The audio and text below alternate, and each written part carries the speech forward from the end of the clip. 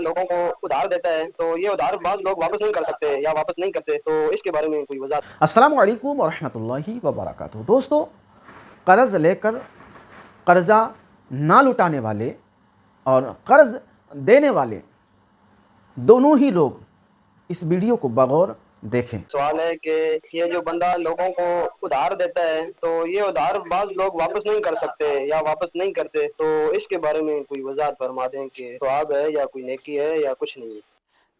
قرض دینے کا تو بڑے فضائل ہیں، قرض دینے کے بڑے فضائل حدیثوں میں مضمون ملتا ہے کہ کوئی بندہ اگر کسی کو قرض دے، یعنی مثال کے طور پہ آسان لفظوں میں سمجھا دیتا ہوں کہ 50,000 روپے آپ نے کسی کو ایک مہینے کے لیے قرضہ دیا تو آپ کو روزانہ 50,000 روپے راہ خدا میں خرچ کرنے کا ثواب ملے گا۔ مہینے کے بعد وہ پیسے آ گئے اور 15 لاکھ روپے کا اجر بھی ہو گیا۔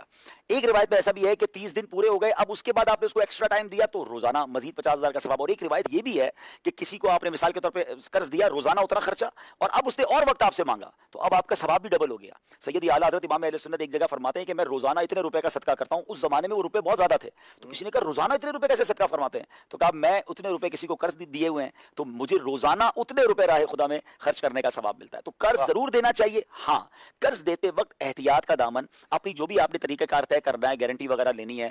میں یہاں بہت مشورہ دیا کرتا ہوں خاص طور پہ بزنس کمیونٹی کو کہ ہمارے پاس بعض اوقات ملازمین ہوتے ہیں، جو کاروبار کرتا ہے اس کے پاس ملازمین ہوتا ہے، ملازمین کو عموماً قرض کی ضرورت بھی پڑتی ہے اور وہ آپ ہی کا ملازم ہے، کہاں جانا ہے اس نے، تو آپ اپنے بجٹ بیس سے تھوڑا حصہ قرضے کا رکھ لیں اور جس کو قرض چاہیے اسے قرض دیں، ماہانہ تنخواہ میں اس سے کاٹنے کی جو بھی طے کرنا ہے وہ کر لیں۔ تو فائدہ کیا ہوگا؟ مثال کے طور پہ اگر آپ کو اللہ نے دیا، آپ نے کہا 5 لاکھ روپے میں ہر وقت قرضے میں دوں گا تو آپ کو تو روز 5 لاکھ روپے صدقہ کرنے کا ثواب مل رہا ہے۔ مسلمان کی دل جوئی الگ ہو رہی ہے، مشکل اس کی الگ آسان ہو رہی ہے۔ تو قرضہ دینا چاہیے۔ قرضہ وصول کرتے وقت آسانی دینے والوں کی بھی مغفرت کی بشارتیں موجود ہیں کہ بندہ وقت دے دیتا تھا اور قرض کوئی مفلس ہوتا تھا اسے معاف کر دیتا تھا، حالانکہ گناہ گار تھا، اللہ نے اس وجہ سے اس کی بخشش فرما دی۔